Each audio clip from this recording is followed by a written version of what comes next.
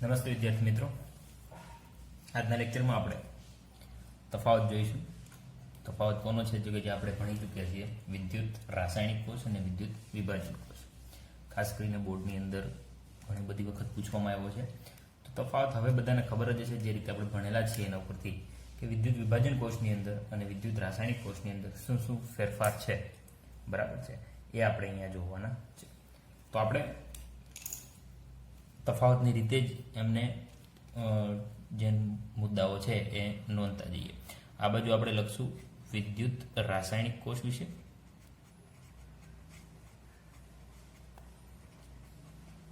બરાબર છે, અને અહીંયા લખશું આપણે વિદ્યુત વિભાજન કોષ વિશે.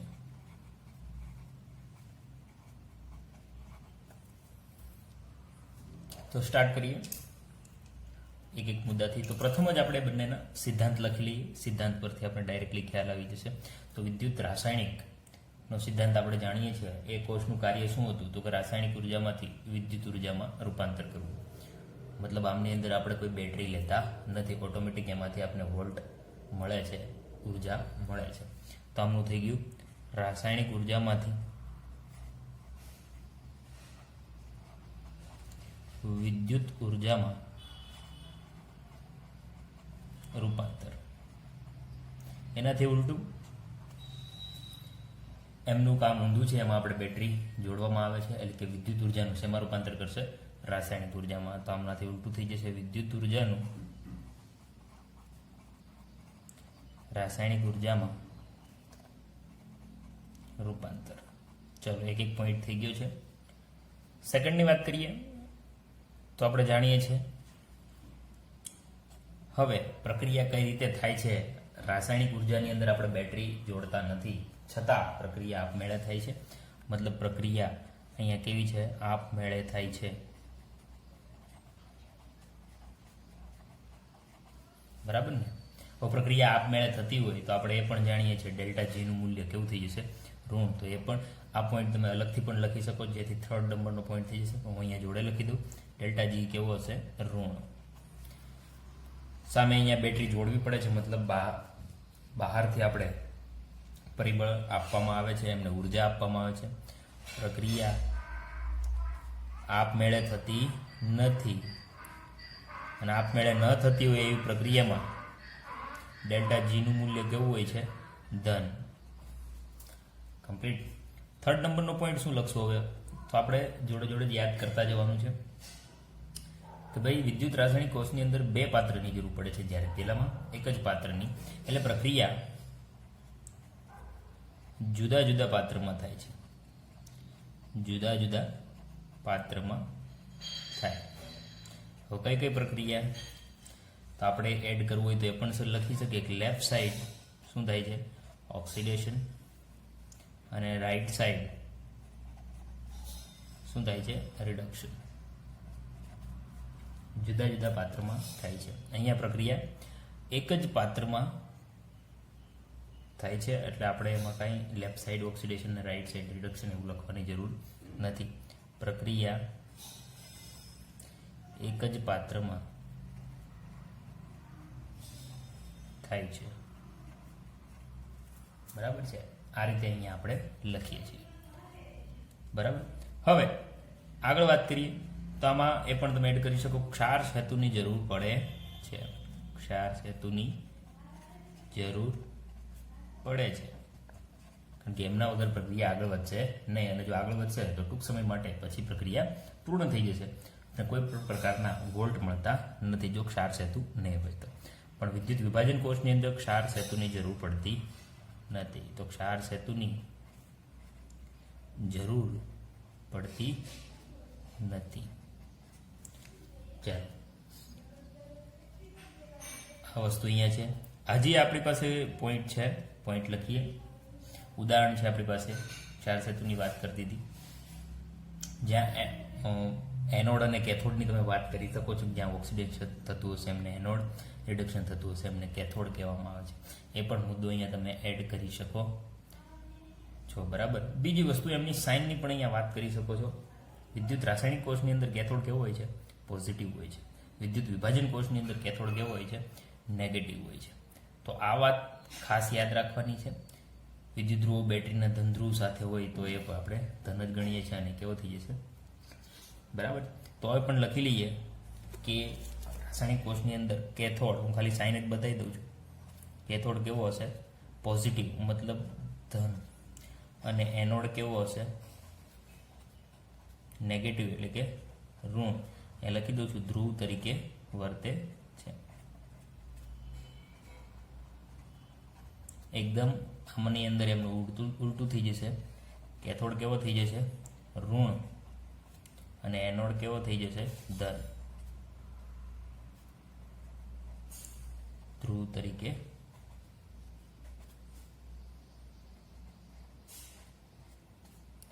વર્તે છે. આ પોઈન્ટ છે, આપણે ઓલરેડી 5 પોઈન્ટ થઈ ગયા છે. અને છઠ્ઠો પોઈન્ટ એમનું આપણે ઉદાહરણ લખી લઈએ. વિદ્યુત રાસાયણિક કોષની અંદર કયા કોષ આવે છે? તો કે ડેનિયલ કોષ આપણે જેને કહીએ છીએ. નામ બધા એક જ છે, ડેનિયલ કોષ, ગેલ્વેનિક કોષ.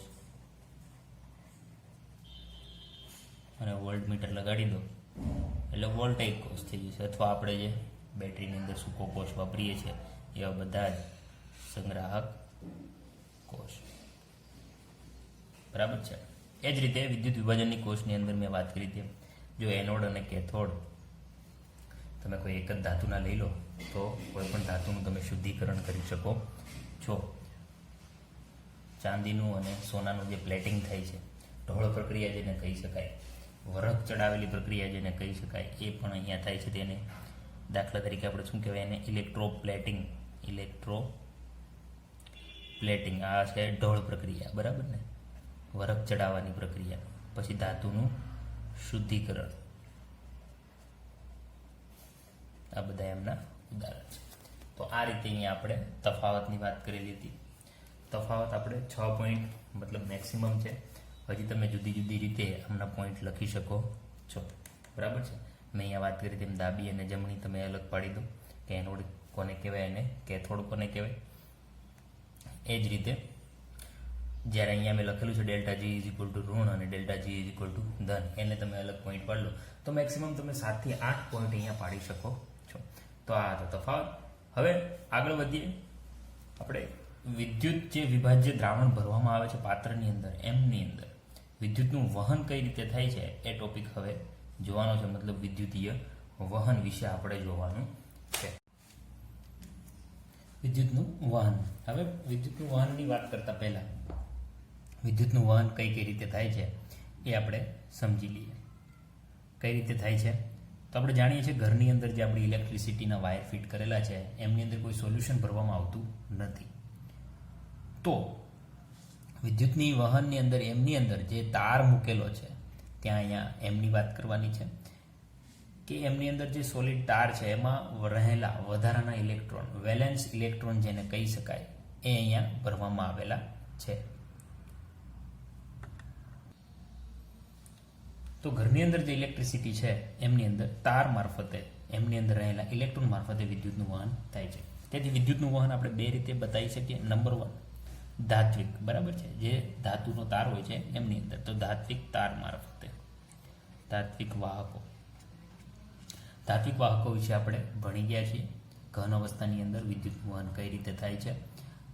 N પ્રકારના અને P પ્રકારના જે ટ્રાન્ઝિસ્ટરની વાત કરવામાં આવી હતી એમની પણ આપણે અહીંયા વાત કરી દીધી.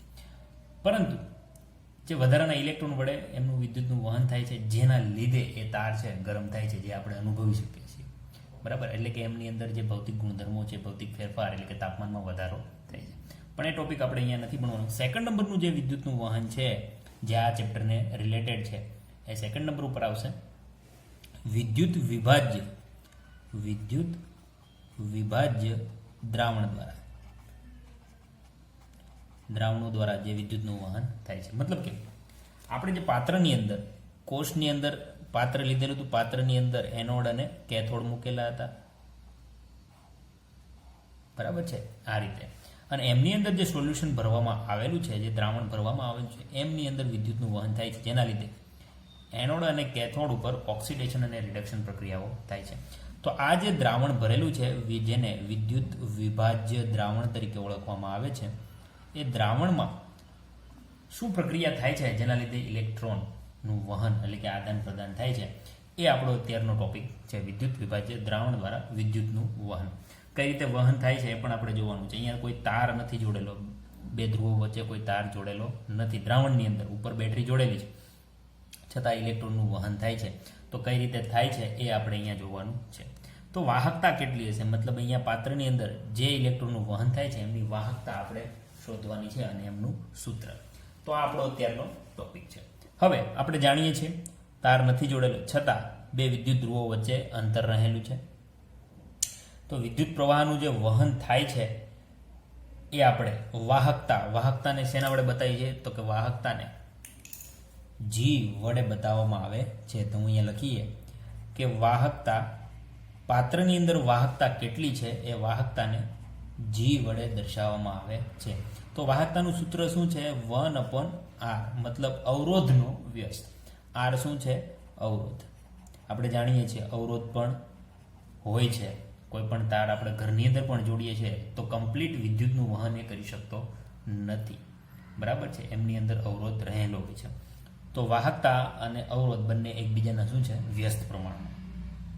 તો જો આપણે અવરોધનું મૂલ્ય માલુમ પડી જાય તો આપણે વાહકતા, આ પાત્રની અંદર વાહકતા કેટલી છે એ ખબર પડી જશે. G = 1/r. વાહકતાનું વ્યસ્ત પ્રમાણ અવરોધ, મતલબ કે જેમ અવરોધ વધશે, બરાબર, એમ વાહકતા ઘટશે. જેમ અવરોધ ઘટશે એમ વાહકતા વધશે. એટલા માટે હંમેશા એવા તારની જરૂર પડે છે, એવા દ્રાવણની જરૂર પડે છે કે જેમની અંદર અવરોધ કેવો હોય છે, ઓછો હોય છે. સિમ્પલ વસ્તુ છે.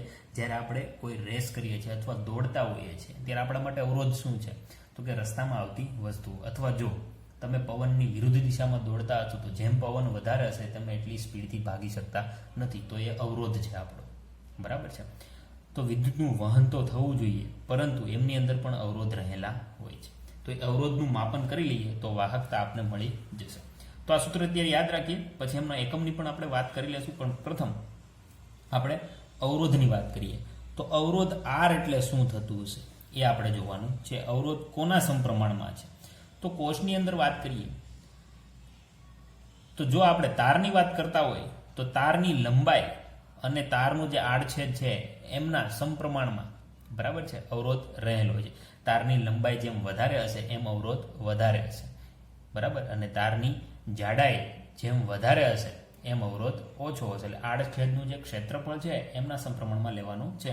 તો આર ચલે છે L/A, જ્યાં L શું છે, લંબાઈ છે તારની, અને A શું છે, ક્ષેત્રફળ, આડછેદનું ક્ષેત્રફળ. પણ અહીંયા હવે લંબાઈ ક્યાં લેવા જઈશું આપણે, પાત્રની અંદર કંઈ લંબાઈ હોતી નથી. તો L અહીંયા શું લેવાનું છે, બે વિદ્યુત ધ્રુવો વચ્ચેનું અંતર, એને શેના વડે બતાવવામાં આવશે, L વડે.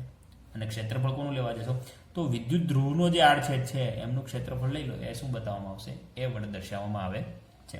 તો વસ્તુ એ સમજવાની છે, કારણ કે આપણે જો ધાત્વિક વાહકોની વાત કરતા હોત તો L અને A આપણે બંને મળી જાય, પણ આપણે કોષની વાત કરીએ છીએ તો કોષમાં કોઈ તાર નથી, એટલે બે વિદ્યુત ધ્રુવો વચ્ચેનું જે અંતર છે એ આપણે શું લઈ લીધું, L, અને એના છેદમાં વિદ્યુત ધ્રુવના આડછેદનું ક્ષેત્રફળ એને શેના વડે, એ વડે બતાવવામાં આવે છે.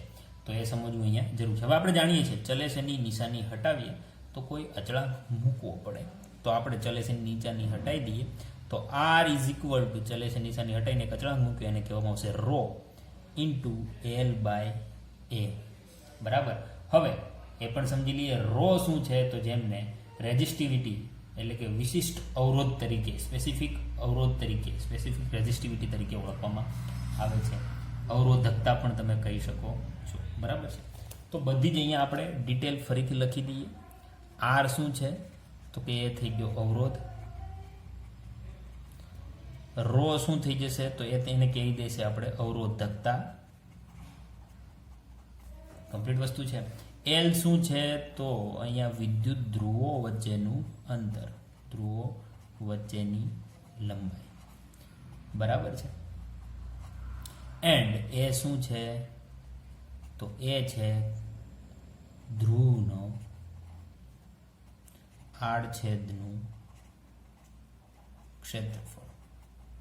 ચલો, વાહકતા વિશે અહીંયા આપણે ખબર પડે છે. તો આરનું સૂત્ર આપણે મળી ગયું છે. આ આરના સૂત્રને આપણે ક્યાં મૂકી દઈએ, વાહકતાના સૂત્રની અંદર. તો ફાઇનલી આપણે કંઈક નવું જાણવા મળશે.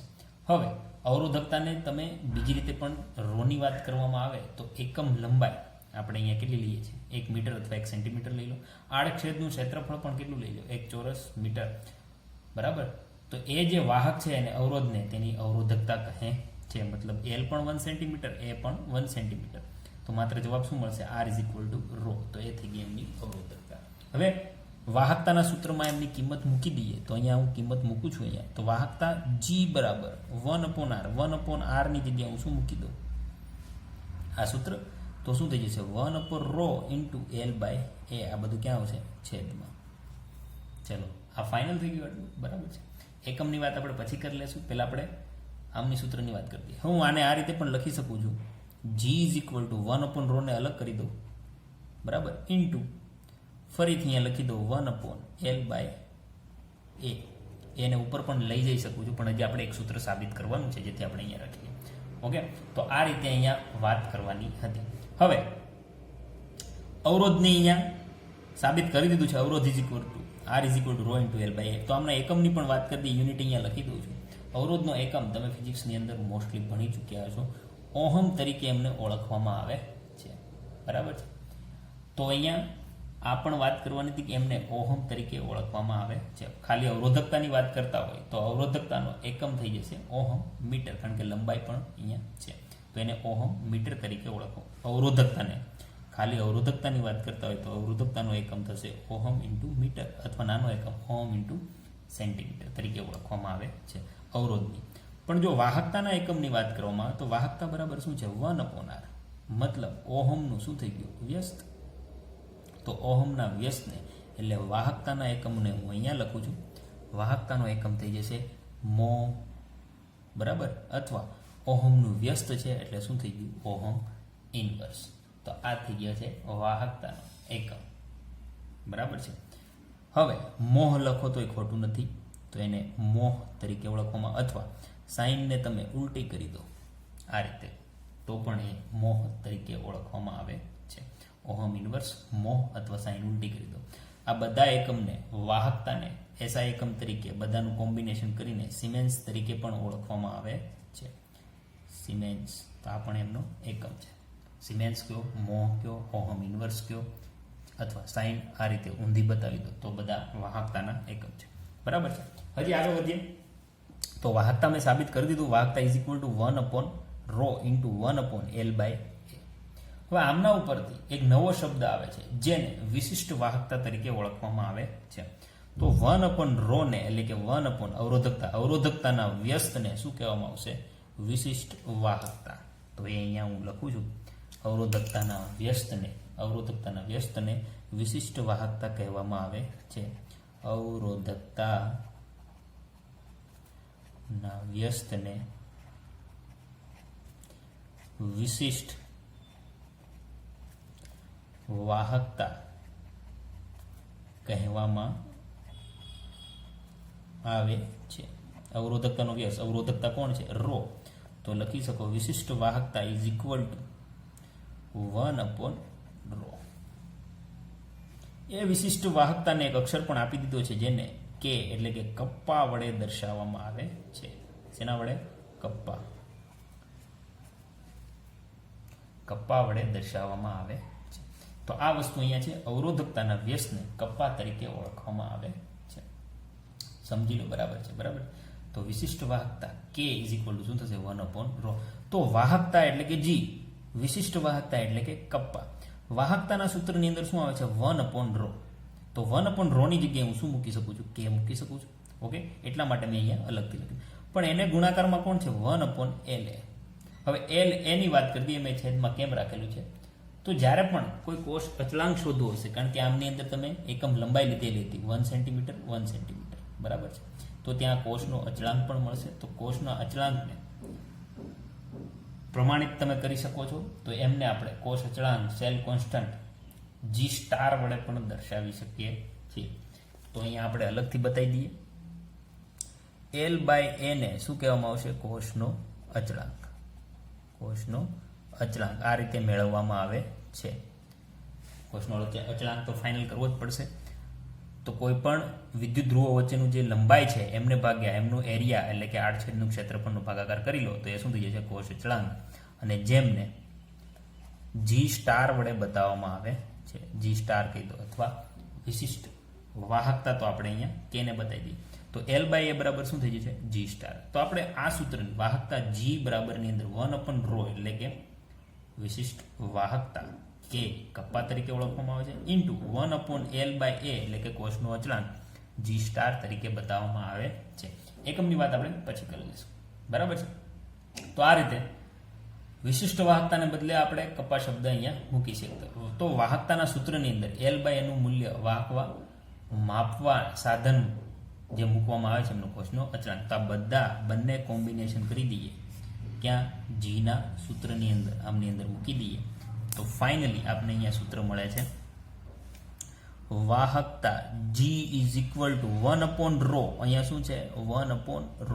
1/ρ બરાબર શું મૂકી શકું કપ્પા ઇન્ટુ 1/L/A. L/A એટલે શું થશે કોષનો અચળાંક, તો 1/G સ્ટાર. બરાબર છે.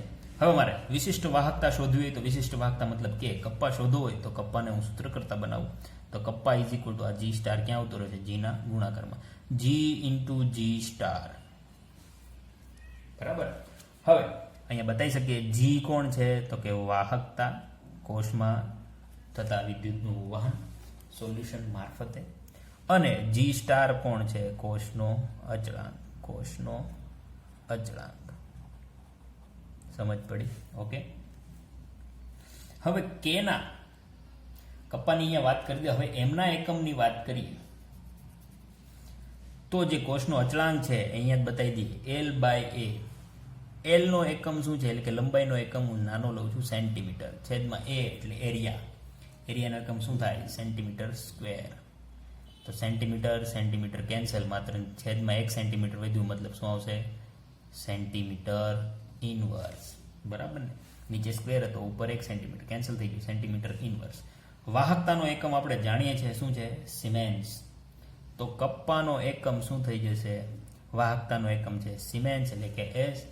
જી સ્ટારનો એકમ આવ્યો સેન્ટીમીટર ઇનવર્સ. તો કપ્પાનો એકમ થઈ જશે વિશિષ્ટ વાહકતાનો એકમ થઈ જશે સિમેન્સ સેન્ટીમીટર ઇનવર્સ. બરાબર છે. તો આ ફાઇનલી સૂત્રો છે, નીટને રિલેટેડ છે, આમાંથી ડાયરેક્ટ તમને પેઠા ક્વેશ્ચન પૂછવામાં આવે છે. બરાબર. તો આ રીતે આપણે અહીંયા સાબિત કરીએ છીએ ધાત્વિક વાહકોની અંદર તારની જરૂર પડે છે પણ વિદ્યુત વિભાજ્ય દ્રાવણની અંદર કોઈ તાર હોતો નથી, એટલે કે વિદ્યુત વિભાજન જે કોષ છે એમની અંદર જે સોલ્યુશન ભરવામાં આવે છે તે. હું મીઠાનું ઉદાહરણ લઉં તો મીઠું જ્યારે સોલિડ હશે ત્યારે વિદ્યુતનું વહન કરતું નથી, બરાબર NaCl. પરંતુ એમનું જ્યારે દ્રાવણ બનાવવામાં આવશે અથવા મોલ્ટન સ્થિતિમાં લેવામાં આવશે તો એ આ કોષની અંદર એમનું વિભાજ્ય દ્રાવણ બનાવીને ભરવામાં આવે છે ત્યારે એમનું અંદર વિદ્યુતનું વહન થાય છે. બરાબર. તો આ રીતે વહન જે થાય છે તો એની વાહકતા માપવા માટેનું સૂત્ર 1/R. R એટલે કે અવરોધ. અવરોધ શું છે તો કે તાર જેટલો લાંબો હશે એના સમપ્રમાણમાં અને એના આડછેદ છે એમના વ્યસ્ત પ્રમાણમાં. બરાબર. તો R ચલે છે L/A પ્રમાણેથી આપણે સૂત્ર સાબિત કર્યું છે. એ રીતે અહીંયા કપ્પા વિશિષ્ટ અવરોધકતા 1/ρ સાબિત કર્યું. એ જ રીતે જે કોષની અંદર આપણે વિદ્યુત વિભાજ્ય દ્રાવણનું વહન કેટલું થાય છે એમની અંદર કોષનો અચળાંક મળે છે, એ અચળાંક છે L/A. તો L/A પણ અહીંયા સાબિત કરી દીધું છે. તો આ હતું આપણી કંડક્ટિવિટી, વિદ્યુતનું વહન કઈ રીતે થાય છે એમની અંદર કેટલો અવરોધ આવે છે અને વાહકતા માપવા માટેનું સૂત્ર.